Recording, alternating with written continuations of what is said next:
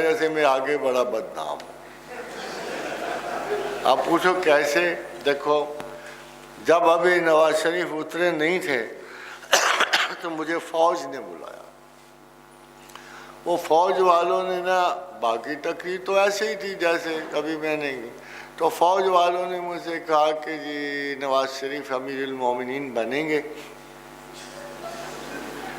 مجھے تھوڑا سا غصہ آ گیا. میں نے کہا دیکھو وہ امیر المومنین تو نہ تھا نہ ہے. ہاں امیر المسلمین ہو سکتا تھا اگر وہ کلیم کر لیتا، کیونکہ ہم مسلمان ہو سکتے ہیں، مومنین کا ہمارے پاس کلیم نہیں ہے، جسٹیفیبل نہیں. یہ تو اللہ کو پتا ہے کہ ہم مومن ہیں کہ نہیں. مگر میں نے ان سے کہا کہ اگر وہ امیر المومنین بھی ہے تو کچھ دنوں میں چلا جائے گا.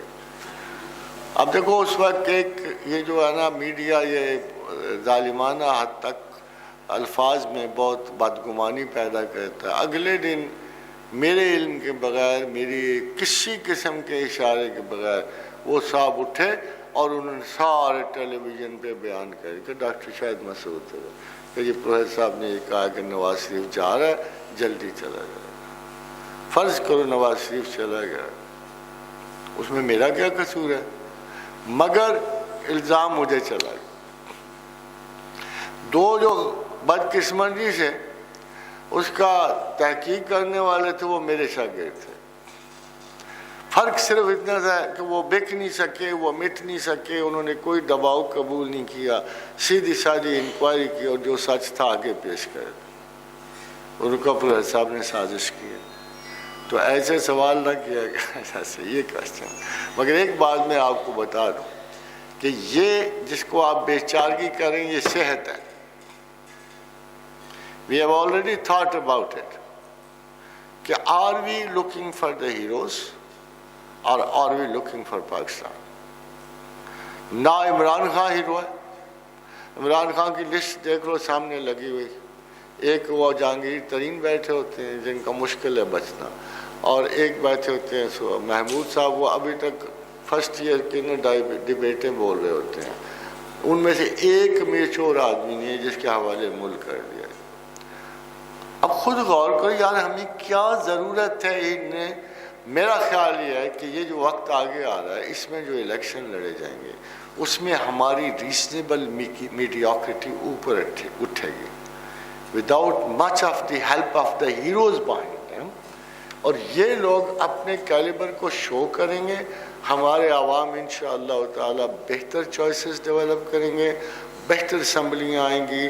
اور پاکستان کے بارے میں سن لو کہ دنیا کی کوئی طاقت پاکستان کو زوال پذیر نہیں کر سکتی. اس کی وجہ اس کا انجام ہے. یہ انجام اللہ اور اس کے رسول نے لکھا، میں نے نہیں لکھا، سمجھے نا.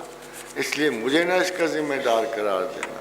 مگر پاکستان اس وقت تک رہے گا جب تک خروج مہدی اور عیسیٰ نہیں ہو جاتا. کیوں کہ حضور صلی اللہ علیہ وسلم نے کہ حدیث مبارکہ ہے کتاب الفتن میں ہے، حضرت نعیم بن حماد سے لائے ہیں اور فرمایا کہ اہل ہند کے مسلمان پہلے اہل کفر ہند سے جنگ کریں اور اس کے عمرا اور رؤسا کو گرفتار کریں گے، پھر شام میں مریم کے بیٹے کا ساتھ دیں گے. آپ سمجھ لو پاکستان کا آج کی خبر دیکھ لینا چل کے. آج کی پاکستان مڈل ایسٹ جا رہا ہے اور اس وقت کا آغاز بہت قریب ہے. 10-12 سال رہ گئے ہیں، زیادہ نہیں ہے. اچھا کھاؤ، اچھا پیو، اللہ کا شکر کرو بس، کیونکہ باقی بچنا کخ نہیں ہے. صاحب یہ ایک بہت